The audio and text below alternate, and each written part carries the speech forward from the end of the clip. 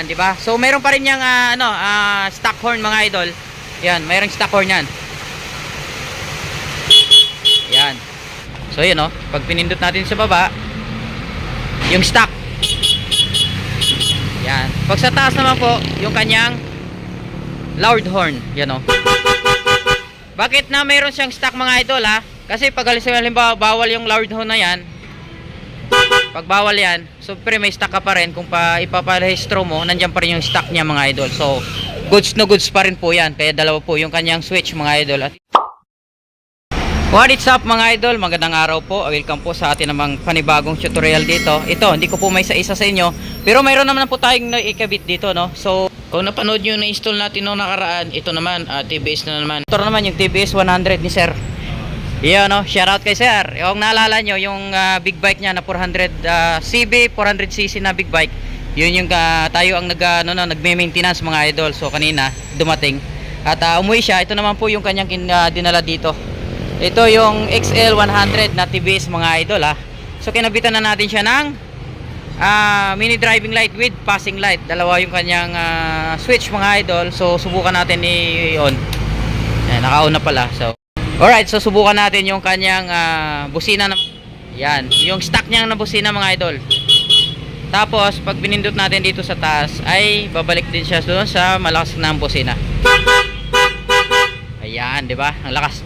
Kaya mayroon pong isang switch mga idol. Ito naman po yung sa mini driving light with passing light mga idol. So abang-abangan nyo po mga idol yung kaganapan itong TBS 100 mga idol kasi ni-install pa ng ating mekaniko yung mini driving light naman po mga idol, dahil tapos na po yung kanyang busina, di ba? At ito naman po yung kanyang mini driving light. So abangan nyo lang po mga idol, dahil i-install naman po yung kanyang mini driving light. Let's go. Sisero. Solid natin yan. Solid supporters natin mga idol dito sa ating shop. Di ba? Ito yung mga mekaniko na, ito yung mekaniko natin, nag-iisa mga idol napaka-busy yan.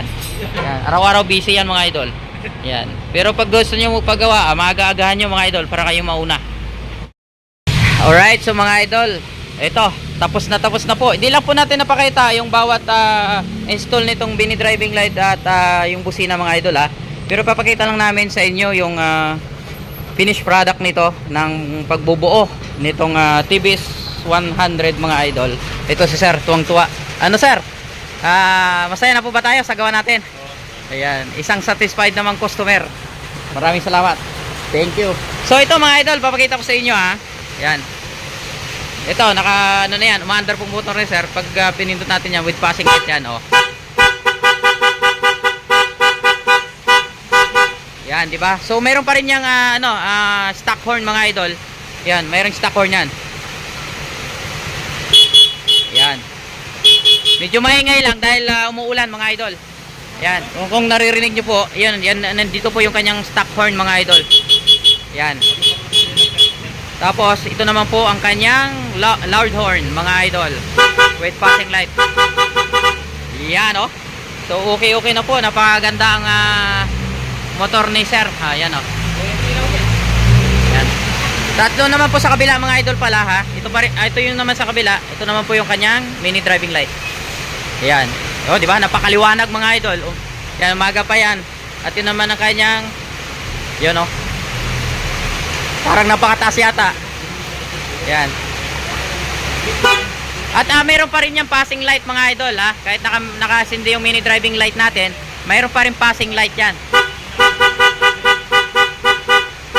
Yan, medyo mataas lang yung ilaw niya. So i-adjust na lang natin yan mamayang gabi, dahil hindi natin makukuha yung saktong rekta ng ilaw, dahil syempre maliwanag. Pero mamayang gabi i-adjust yan ni sir.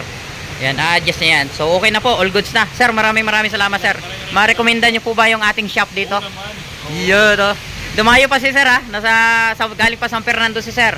Dumayo pa siya. Yan Yung kanina tapos na po yung kanyang big bike. So ito naman po yung dinala niya dito, yung TBS XL100 mga idol.